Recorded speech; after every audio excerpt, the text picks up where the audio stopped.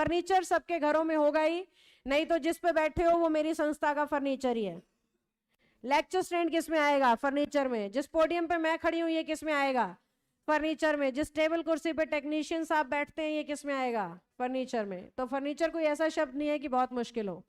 Cutlery, कांच की चम्मच, चाकू, कांटा, इसको कहा जाता है कटलरी। जबकि क्रॉकरी, कांच की कटोरी, प्लेट, इन चीजों को कहा जाता है। यानी कांच के बर्तन क्रॉकरी, और कांच का काटने के लिए जो सामान इस्तेमाल करते हो वो कटलरी। लगेज और बैगेज सामान। पोएट्री, कविता लिखने की कला, और पोट्री, मिट्टी के बर्तन बनाने की कला।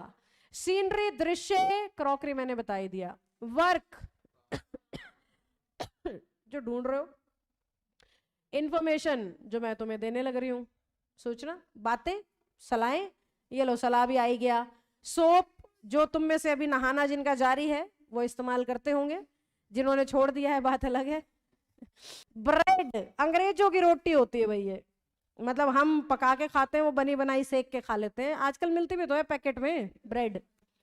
अपरेटस, बर्तन को कहते हैं। पेंसिल के अंदर वो जो ग्रे से कलर का लंबा सा स्टिक जिसकी वजह से वो चलाई जाती है उसे इंक कह लो। पेंसिल की जो इंक होती है उसको पेंसिल कहते हैं। डेब्रिस, कचरे को कहते हैं। चौक, बचपन में टीचर इस्तेमाल किया करते हैं। चूने का पत्थर, चूना, कुछ भी कह लो तुम। रबिश भी कचरे को कहते हैं। इक्विपमेंट और अपरेटस एक ही बात होती है एक सेंस में। ज्वेलरी, जो महिलाएं क्या आजकल पुरुष भी इस्तेमाल करते हैं।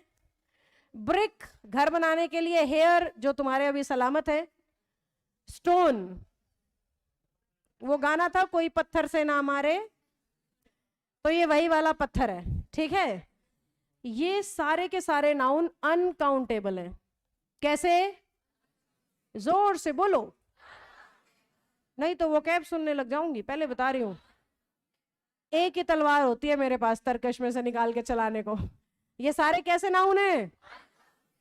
कैसे? और जितने भी नाउन अनकाउंटेबल है वर्ब कैसी आएगी? जितने भी अनकाउंटेबल है वर्ब कैसी आएगी?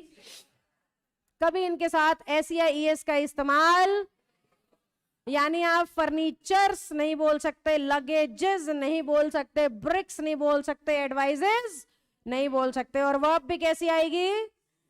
अब ध्यान से सुनना, अगर इनमें से किसी भी शब्द के पहले लिख दें क्या?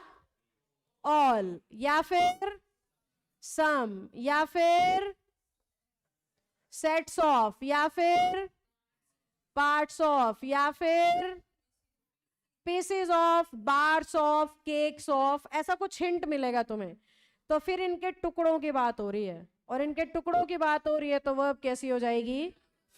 तो ध्यान से देखना, ये शब्द अकेले हैं या बॉडीगार्ड के साथ आए हैं? बॉडीगार्ड के साथ आए हैं तो इनसे डरना पड़ेगा भाई, एक से ज्यादा मानना पड़ेगा। और वर्ब कैसी आएगी? प्लूरल। जब तक ये बॉडीगार्ड के बिना आ रहे हैं ये कैसे माने जाएंगे? सिंगुलर। यही बात दिमाग में। ऑल द, सॉरी बेचारे की धरती हिल गई।